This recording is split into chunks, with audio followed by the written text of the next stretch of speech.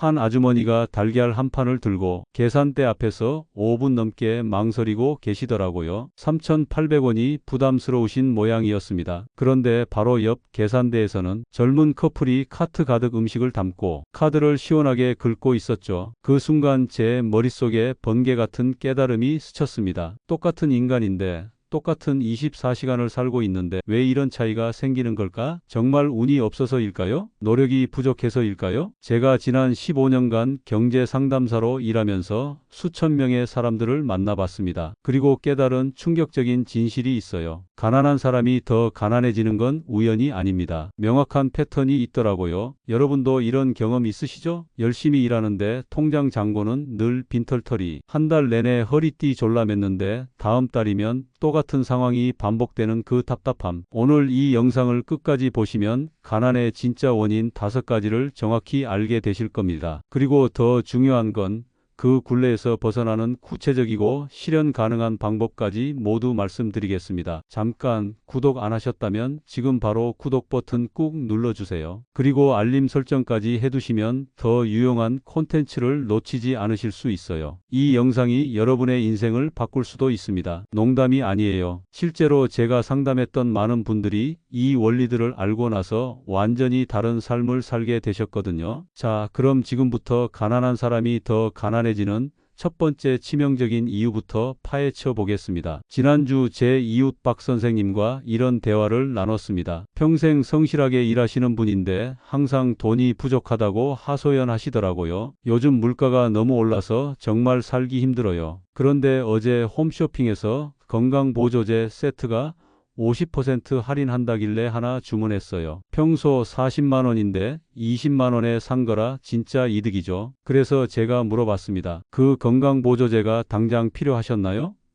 아, 그건 아니지만요. 어차피 나중에 사야 할 건데 이럴 때 사두면 돈 아끼는 거잖아요. 바로 여기에 첫 번째 함정이 숨어 있습니다. 가난한 사람일수록 할인이라는 단어에 무력해지죠. 조금이라도 돈을 아껴야 한다는 강박 때문입니다. 하지만 냉정하게 생각해 보세요. 40만원짜리를 20만원에 샀다고 20만원을 번 게 아닙니다. 20만원을 쓴 거예요. 특히 당장 필요하지 않은 물건이라면 그 20만원은 완전한 낭비입니다. 이런 분들의 공통점이 있어요. 가격표를 볼 때 절대 가격이 아니라 할인율만 보는 겁니다. 50% 할인, 70% 할인 이런 숫자에 홀린 듯이 지갑을 열어버리죠. 더 심각한 건 이런 습관이 계속되면서 필요한 것과 갖고 싶은 것을 구분하지 못하게 된다는 겁니다. 실제 사례를 하나 더 들어보겠습니다. 얼마 전 상담받으러 오신 김모 씨는 핸드폰이 고장나자마자 최신 모델로 교체하셨더라고요. 알고 보니 통장에 50만원 밖에 없는 상황에서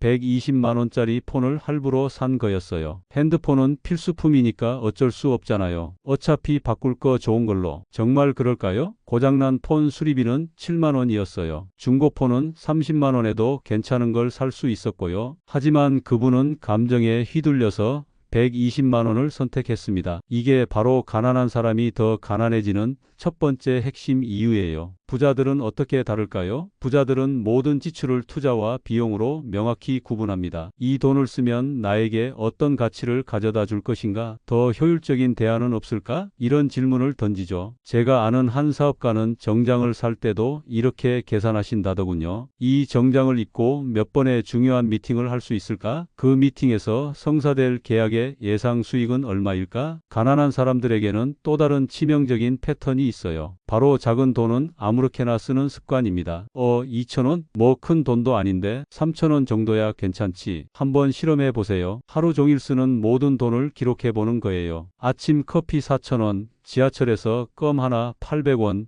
점심 후 음료 2,000원, 저녁 편의점 과자 3,000원. 이렇게 별거 아닌 지출만 해도 하루 1만원이 나와요. 한 달이면 30만원, 1년이면 360만원입니다. 문제는 이런 소비가 습관이 되면 정작 중요한 곳에 쓸 돈이 없어진다는 거예요. 건강검진 받을 돈은 없다며 미루면서도 매일 불필요한 것들에는 계속 돈을 쓰는 악순환이 반복되는 거죠. 더 심각한 건 이런 잘못된 소비 패턴이 자녀에게까지 전해진다는 겁니다. 부모의 돈 쓰는 모습을 보고 자란 아이들은 그것을 당연한 것으로 받아들이게 되거든요. 다음 영상에서는 두 번째 이유인 정보 격차의 함정에 대해 말씀드리겠습니다. 같은 은행에서도 누군 연 0.1% 이자를 받고 누군 연 3% 이자를 받는 충격적인 현실에 대해서요. 이 영상이 도움되셨다면 좋아요 버튼 꾹, 그리고 댓글로 여러분의 소비 습관 중에서 가장 고치고 싶은 게 뭔지 알려주세요. 다음 영상에서 더 구체적인 해결책을 제시해 드리겠습니다. 지난달 제게 상담 요청을 하신 60대 이모님 이야기부터 시작해 보겠습니다. 이분은 20년간 성실히 일해서 모은 돈 800만 원을 은행에 예금해 두고 계셨어요. 그런데 연 이자가 고작 0.2%더라고요. 은행 직원이 안전하다고 해서 그냥 맡겨뒀어요. 복잡한 건 잘 모르겠고 원금만 보장되면 된다고 생각했거든요. 그런데 같은 은행에서 정기 예금만 했어도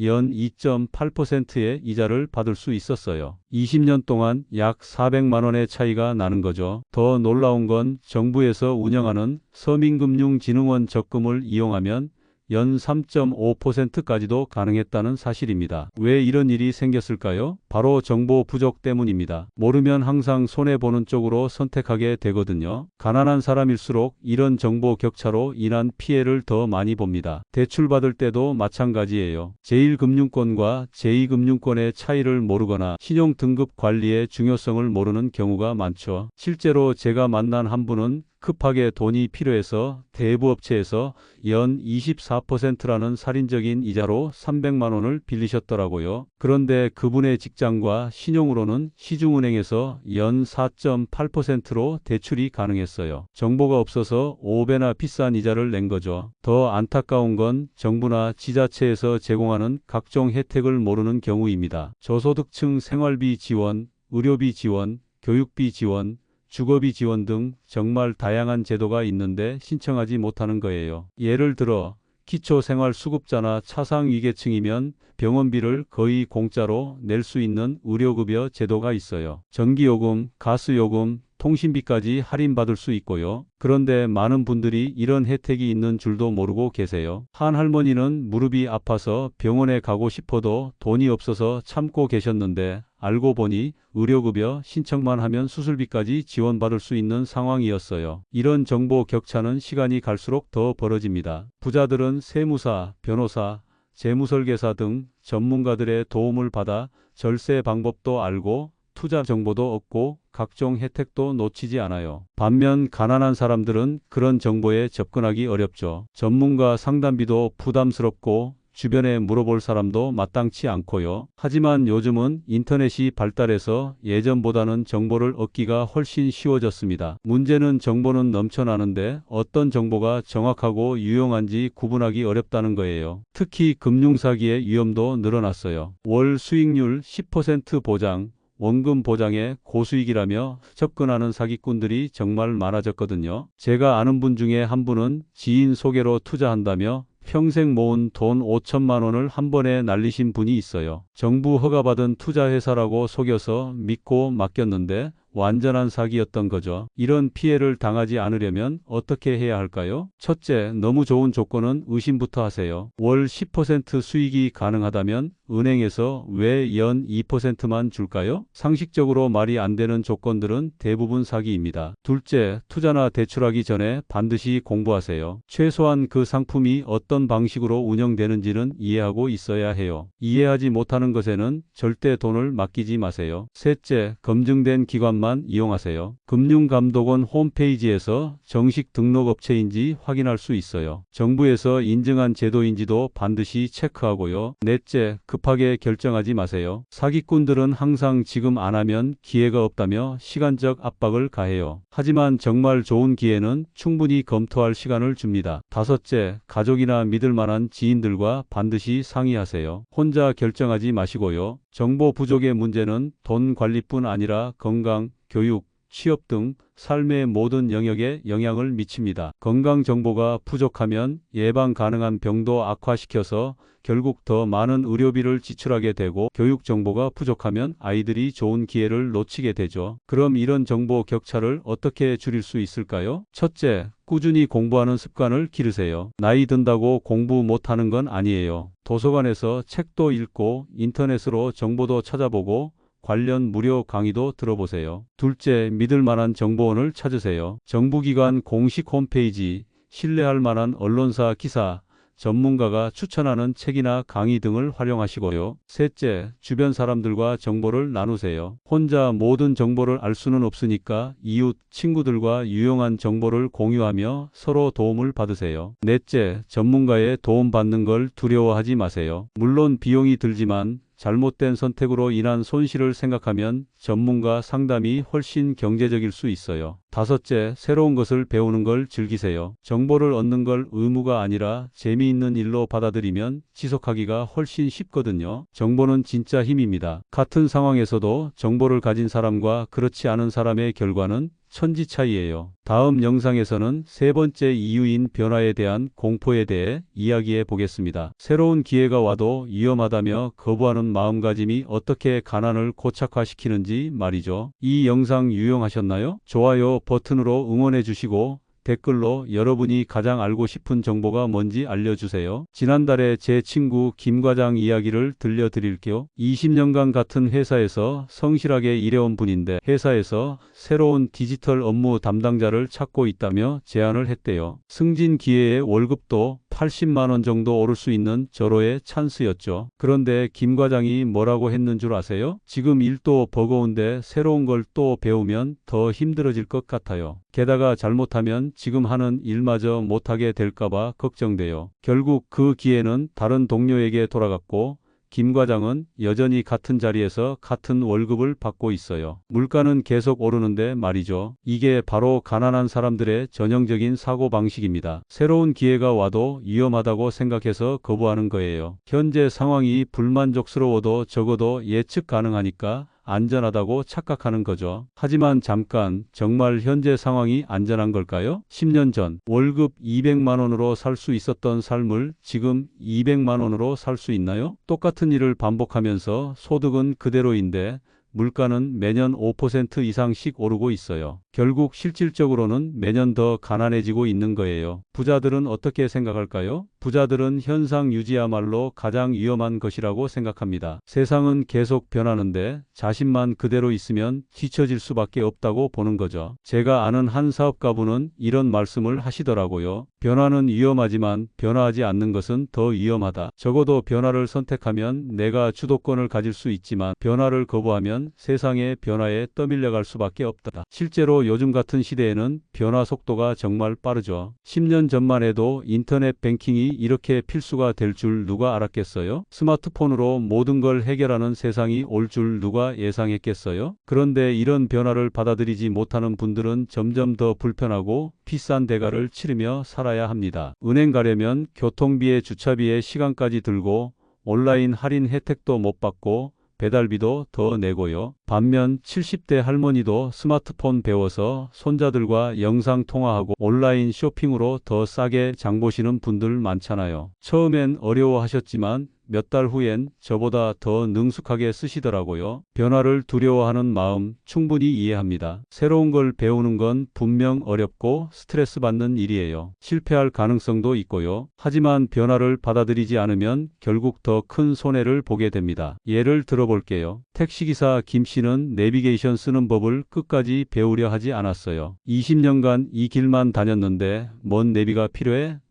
하시면서요. 그런데 손님들은 점점 더 빠른 길로 가달라고 요구하기 시작했고 결국 수입이 절반으로 줄었어요. 반면 같은 나이대의 박 기사님은 힘들어도 내비게이션과 카카오 택시 앱을 익혔고 지금도 안정적으로 수입을 유지하고 계세요. 변화에 대한 두려움을 어떻게 극복할 수 있을까요? 첫째, 작은 것부터 시작하세요. 갑자기 큰 변화를 시도하면 당연히 부담스럽죠. 하지만 작은 변화는 누구나 할 수 있어요. 매일 뉴스 10분 보기, 새로운 길로 산책하기, 새로운 요리 한 가지씩 해보기부터 시작하세요. 둘째, 변화의 이유를 명확히 하세요. 왜 변화해야 하는지 구체적인 동기가 있어야 힘이 생겨요. 손자와 더 자주 연락하고 싶어서 스마트폰을 배운다처럼 명확한 목적이 있으면 의욕이 생기거든요. 셋째, 도움을 요청하는 걸 부끄러워하지 마세요. 혼자 다 해결하려 하지 말고 가족, 친구들에게 도움을 청하거나 관련 강좌를 수강하세요. 요즘은 무료 강좌도 많거든요. 넷째, 실패를 두려워하지 마세요. 새로운 걸 시도하다가 실패하는 건 당연한 일이에요. 중요한 건 실패해서 배우고 다시 도전하는 거예요. 실패해도 현재보다 더 나빠질 건 없잖아요. 다섯째, 변화의 긍정적인 면에 집중하세요. 새로운 걸 배우면 뇌도 활성화되고 자신감도 생기고 새로운 사람들을 만날 기회도 생겨요. 인생이 더 풍성해지는 거죠. 여섯째, 점진적으로 접근하세요. 한 번에 모든 걸 바꾸려 하지 말고 하나씩 차근차근 바꿔나가세요. 일곱째, 성공 사례를 많이 접하세요. 나와 비슷한 나이, 비슷한 상황에서 변화에 성공한 사람들의 이야기를 들어보세요. 나도 할 수 있겠다는 용기가 생길 거예요. 변화는 이제 선택이 아니라 필수입니다. 코로나19를 겪으면서 모든 게 달라졌잖아요. 비대면이 일상이 되고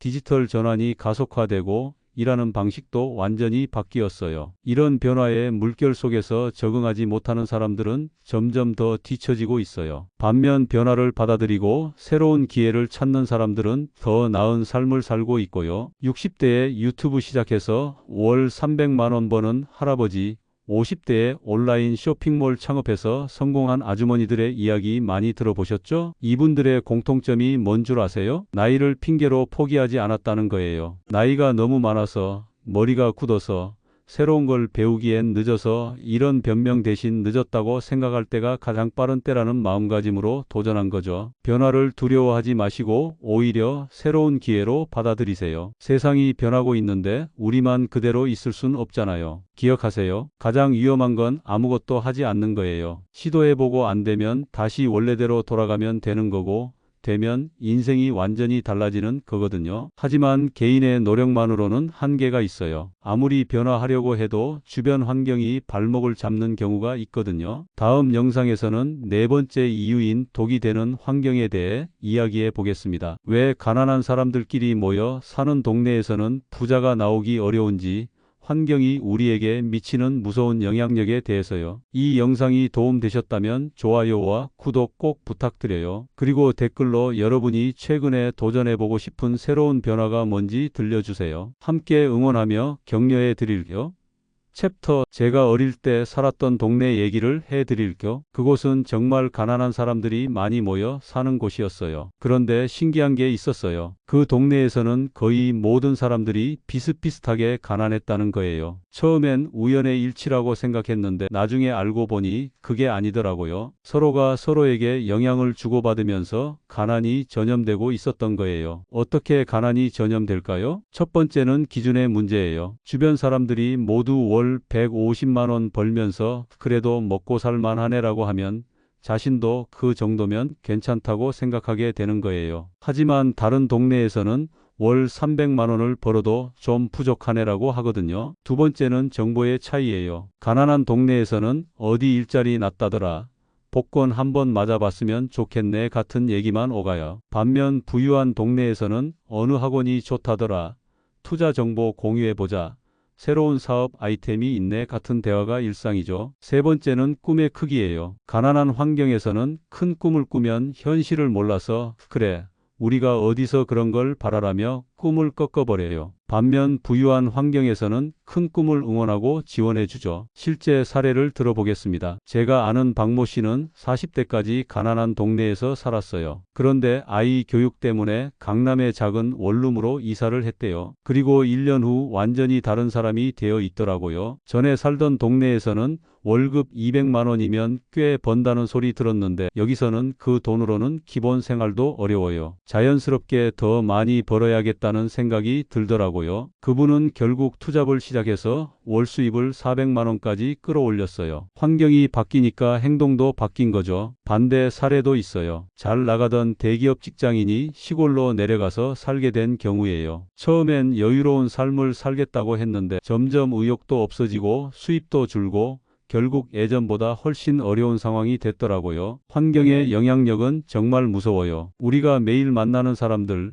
자주 가는 장소들, 접하는 정보들이 모두 우리 생각과 행동에 영향을 미치거든요. 예를 들어 주변 사람들이 모두 돈은 나쁜 것, 가난해도 마음만 부자면 되라고 말하면 그게 당연한 생각이 돼버려요. 하지만 주변에서 돈은 좋은 일을 할 수 있는 도구, 경제적 자유가 진짜 자유라고 말하면 돈에 대한 관점이 완전히 달라지죠. 저도 20대에 이런 경험을 했어요. 대학 졸업하고 처음엔 취업만 되면 된다는 생각으로 중소기업에 들어갔어요. 주변 친구들도 다 비슷한 생각이었고요. 그런데 우연히 대기업 다니는 선배들과 어울리게 되면서 생각이 바뀌었어요. 왜 나는 이 정도에 만족하고 있지? 더 도전해 볼 수 있는 기회들이 많이 있는데 왜 시도조차 안 해보지? 결국 이직 준비를 해서 더 좋은 회사로 옮겼고 그 후 제 인생이 완전히 달라졌어요. 그럼 독이 되는 환경에서 어떻게 벗어날 수 있을까요? 첫째, 내가 원하는 삶을 살고 있는 사람들을 찾아보세요. 그리고 그런 사람들과 어울리려고 노력하세요. 처음엔 어색할 수 있지만 시간이 지나면 자연스럽게 그들의 좋은 습관을 배우게 됩니다. 둘째, 부정적인 사람들과는 점차 거리를 두세요. 항상 불평불만하고 새로운 시도를 가로막는 사람들과는 만나는 시간을 줄이세요. 가족이라면 어쩔 수 없지만 그래도 영향을 최소화하려고 노력해야 해요. 셋째, 좋은 정보를 접할 수 있는 환경을 만드세요. 도서관에 자주 가거나 온라인 교육에 참여하거나 좋은 유튜브 채널을 구독하거나 하는 방법들이 있어요. 넷째, 물리적 환경도 정말 중요해요. 집을 깨끗하게 정리하고 공부할 수 있는 공간을 만들고 건강한 음식을 준비해 두세요. 지저분한 환경에서는 지저분한 생각이 나오기 쉬워요. 다섯째, 온라인 환경도 관리하세요. SNS에서 팔로우하는 사람들, 자주 보는 웹사이트, 구독하는 유튜브 채널들이 모두 여러분에게 영향을 미쳐요. 부정적이고 자극적인 콘텐츠 대신 교육적이고 영감을 주는 콘텐츠를 선택하세요. 여섯째, 새로운 환경에 노출되는 시간을 늘리세요. 평소에 가지 않던 곳에 가보고 새로운 사람들을 만나보고 다른 분야의 책을 읽어보세요. 세상이 얼마나 넓은지 깨닫게 될 거예요. 일곱째, 목표를 높게 잡으세요. 주변에서 그건 너무 높다고 말려도 일단 시도해보세요. 목표가 높아야 그에 맞는 환경을 찾게 되고 그에 맞는 사람들을 만나게 돼요. 환경을 바꾸는 건 쉽지 않아요. 특히 가족이나 오랜 친구들과의 관계에서는 더욱 어렵죠. 하지만 작은 변화부터 시작해서 조금씩 바꿔나가면 됩니다. 가장 중요한 건 내가 환경의 피해자가 아니라 환경의 선택자라는 마음가짐이에요. 내가 어떤 사람들과 어울릴지, 어떤 정보를 받아들일지, 어떤 장소에서 시간을 보낼지를 내가 선택할 수 있다는 거예요. 환경이 바뀌면 생각이 바뀌고 생각이 바뀌면 행동이 바뀌고 행동이 바뀌면 결과가 바뀝니다. 그리고 결과가 바뀌면 인생이 바뀌어요. 하지만 환경보다도 더 근본적이고 중요한 게 있어요. 바로 자기 자신에 대한 믿음이에요. 다음 마지막 영상에서는 가장 중요한 5번째 이유, 자기 파괴적 믿음에 대해 이야기하겠습니다. 스스로를 가난하게 만드는 무서운 생각들과 그걸 어떻게 바꿀 수 있는지에 대해서요. 벌써 여기까지 함께 해주셔서 정말 감사해요. 좋아요 버튼으로 응원해 주시고 댓글로 여러분 주변 환경 중에서 가장 바꾸고 싶은 게 뭔지 알려주세요. 5번째 이유, 자기 파괴적 믿음의 함정. 얼마 전 상담을 받으러 오신 50대 김모 씨가 하신 말씀이 잊히지 않아요. 저는 원래 안 돼요. 어릴 때부터 가난했고 부모님도 가난했어요. 우리 집안은 그냥 그런 팔자인가 봐요. 아무리 노력해도 소용없더라고요. 이 말을 들으니까 정말 가슴이 아프더라고요. 그분은 자신이 가난할 수밖에 없다고 완전히 믿고 계셨거든요. 그리고 그 믿음 때문에 더 나은 삶을 위한 노력을 이미 포기하고 계셨어요. 하지만 과연 타고난 가난한 팔자라는 게 정말 있을까요? 가난한 집에서 태어났다고 해서 평생 가난하게 살아야 하는 걸까요? 절대 그렇지 않습니다. 역사를 보면 가난한 집에서 태어나서 위대한 성공을 거둔 사람들이 얼마나 많은가요? 현대 한국만 봐도 흙수저에서 시작해서 엄청난 성공을 거둔 분들 정말 많잖아요. 그럼 그들과 계속 가난한 사람들의 차이는 뭘까요? 바로 자신에 대한 믿음입니다. 성공한 사람들은 어려운 상황에서도 나는 할 수 있다. 방법을 찾을 수 있다. 상황을 바꿀 수 있다라고 믿었어요. 반면 계속 가난한 사람들은 나는 안 돼. 나는 운이 없어. 이게 내 한계야라고 믿습니다. 이런 부정적인 믿음이 왜 생기는 걸까요? 대부분 어릴 때의 경험 때문이에요. 부모님이나 주변 어른들이 너는 안 돼. 우리는 원래 이래. 가난한 게 우리 분수야 같은 말을 자주 들으면서 자라면 그게 진실이라고 믿게 되는 거죠. 그리고 한번 그런 믿음이 생기면 그 믿음을 뒷받침하는 증거들만 찾게 됩니다. 실패하면 역시 내가 안 된다고 생각하고 성공 기회가 와도 어차피 나한테는 안 될 거야 라고 생각해서 시도조차 하지 않게 되죠. 심리학에서는 이걸 자기 충족적 예언이라고 불러요. 자신이 믿는 대로 결과가 나타나는 현상이에요. 내가 실패할 거라고 믿으면 정말 실패하게 되고 성공할 거라고 믿으면 성공할 가능성이 높아지는 거죠. 실제 사례를 들어보겠습니다. 제가 아는 이모 씨는 45세까지 계속 실패만 거듭하셨어요. 사업도 망하고 취업도 안 되고 뭘 해도 잘 안 됐죠. 그런데 어느 날 깨달으셨대요. 아, 내가 계속 나는 안 된다고 생각하고 있었구나. 내가 스스로 벽을 만들고 있었구나. 그 후로 생각을 바꾸셨어요. 나도 할 수 있어. 지금까지 안 됐던 건 방법을 몰랐기 때문이야. 이제부터는 제대로 해보자. 그리고 정말로 3년 후에 작은 사업으로 성공하셨어요. 뭐가 바뀐 걸까요? 능력이 갑자기 늘어난 게 아니에요. 자신에 대한 믿음이 바뀐 거죠. 물론 생각만 바꾼다고 해서 모든 게 해결되는 건 아니에요. 하지만 생각이 바뀌지 않으면 아무것도 바뀔 수 없어요. 마음이 바뀌어야 행동이 바뀌고 행동이 바뀌어야 결과가 바뀌거든요. 그럼 부정적인 믿음을 어떻게 바꿀 수 있을까요? 첫째, 자신의 믿음을 솔직하게 점검해 보세요. 내가 스스로에 대해 어떻게 생각하고 있는지 종이에 써보세요. 나는 안 돼. 나는 운이 없어.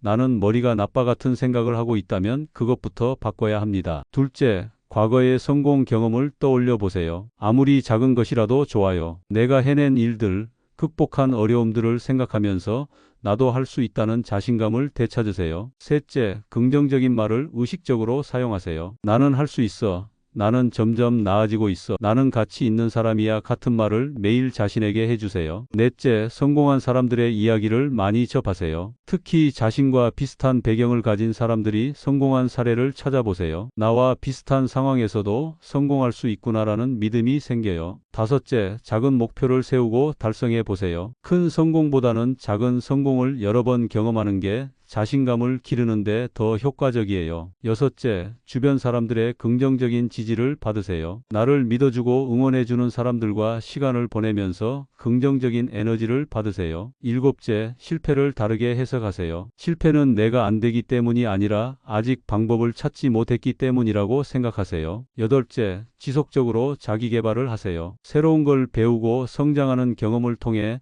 내가 발전할 수 있는 사람이라는 믿음을 강화하세요. 지금까지 가난한 사람이 더 가난해지는 5가지 치명적인 이유를 말씀드렸습니다. 첫째, 감정에 휘둘리는 잘못된 소비 습관. 둘째, 정보 부족으로 인한 지속적인 손해. 셋째, 변화에 대한 두려움으로 기회를 놓치는 것. 넷째, 발목을 잡는 부정적인 환경. 다섯째, 스스로를 가난하게 만드는 잘못된 믿음. 이 5가지가 서로 얽히고 설켜서 가난의 굴레를 만들어내는 거예요. 하지만 절망하지 마세요. 이 굴레는 충분히 끊을 수 있습니다. 어떻게 하면 될까요? 첫째, 작은 것부터 시작하세요. 한 번에 모든 걸 바꾸려 하지 말고 오늘부터 할 수 있는 작은 일 하나를 정해서 시작하세요. 둘째, 꾸준히 하세요. 변화는 하루아침에 일어나지 않아요. 하지만 꾸준히 노력하면 반드시 결과가 나타납니다. 셋째, 도움을 요청하는 걸 부끄러워하지 마세요. 가족, 친구, 전문가들의 도움을 받으세요. 넷째, 자신을 믿으세요. 여러분은 생각보다 훨씬 더 강하고 똑똑하고 능력 있는 사람이에요. 다섯째, 희망을 가지세요. 지금이 어렵다고 해서 미래도 어려울 거라고 생각하지 마세요. 제가 오늘 이런 이야기를 하는 이유는